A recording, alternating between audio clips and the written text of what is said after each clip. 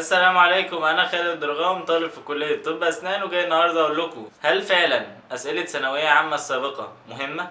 يا ما وقعنا في الطريق ونقوم، لا حزن كان بيدوم ولا جرح بيطول. من الاسئلة اللي جات لي على القناة سؤال بيقول: ايه هي اهمية حل اسئلة امتحانات السنين السابقة اللي موجودة في اخر درس في كتاب الامتحان، وازاي اقدر استفيد منها، وهل امتحان اخر السنة بيبقى شبهها؟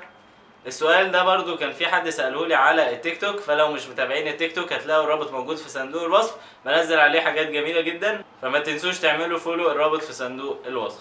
أسئلة امتحانات السنين السابقة اللي بتبقى موجودة في آخر كتاب الامتحان مهمة جدا جدا. طب مهمة ليه ومهمة ازاي واقدر استفيد منها ازاي؟ طبعا كتاب الامتحان وفي كتب تانية بتيجي في اخر كل فصل او اخر كل وحدة بتقوم عاملة الاسئلة على الوحدة دي اللي جت في امتحانات ثانوية عامة السنين السابقة، وتبقى مجمعة كل الاسئلة اللي جت في الامتحانات عن الفصل ده او الوحدة دي. الاسئلة دي بتبقى حلوة جدا في ان هي بتشغل عقلكم في ان انتوا تحلوها كاسئلة عادية، وفي نفس الوقت مهمة وهتعرفوا اهميتها في اخر السنة. وفعلا على فكرة هي بيجي زيها في الامتحان. انا فاكر في امتحاناتي دفعة 2024 اخر دفعة دي كنا بنيجي في ليلة الامتحان بنراجع على الامتحانات بتاعت ثانوية عامة السابقة 2023 دور اول ودور تاني والتجريبي، وبنشوف الامتحانات بتاعت 2022 و 2021، وكان بيجي في الامتحانات حاجات شبهها جدا. بيجي سؤالين او ثلاثة فعلا بيكونوا من 2023 و 2022 ولكن متغيرين بس في الارقام، الفكرة بتبقى واحدة.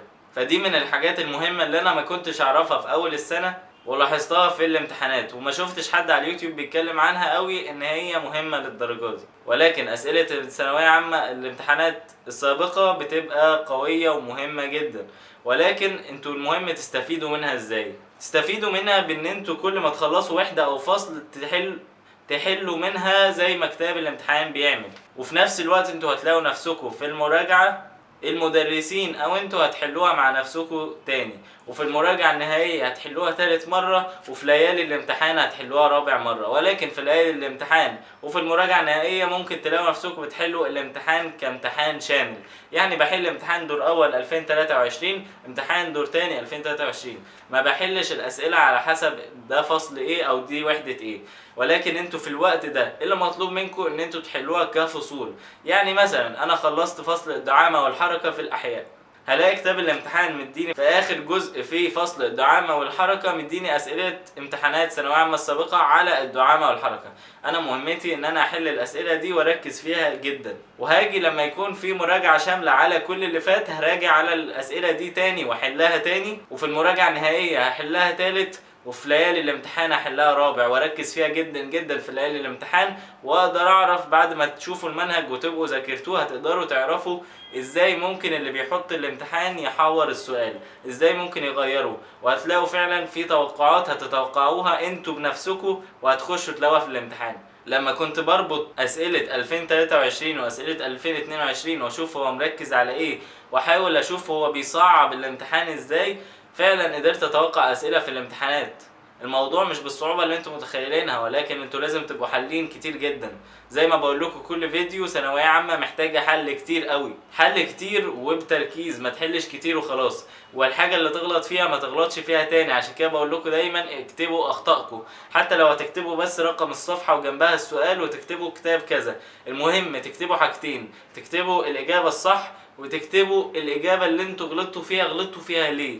لان انتوا بعد كده لما تيجوا تراجعوا عليها في ليالي الامتحان ممكن تشوفوا السؤال ده تحلوه بنفس الاجابة اللي انتوا غلطتوا فيها، فلما تكونوا كاتبين التفسير هتعرفوا انتوا غلطتوا فيها ليه، وهتقدروا تفتكروا المعلومة بسرعة. فأسئلة امتحانات السنين السابقة بتاعت ثانوية عامة مهمة جدا، بيجي زيها في الامتحانات. ممكن تلاقوا المدرسين مش بيجيبوا زيها، ولكن في مدرسين كتير بيحلوا منها كتير جدا وبيعيدوا عليها اكتر من مرة. في مدرسين بيحطوها في الواجبات بتاعتهم في الكتب بتاعتهم. فزي ما قلت لكم كده الاسئلة دي مهمة جدا جدا، هتفرق معاكم في المستوى فعلا وهتعلي مستواكم. اعتبروها اسئلة بتحلوها، ولكن لازم تتحل اكتر من مرة على مدار فترات.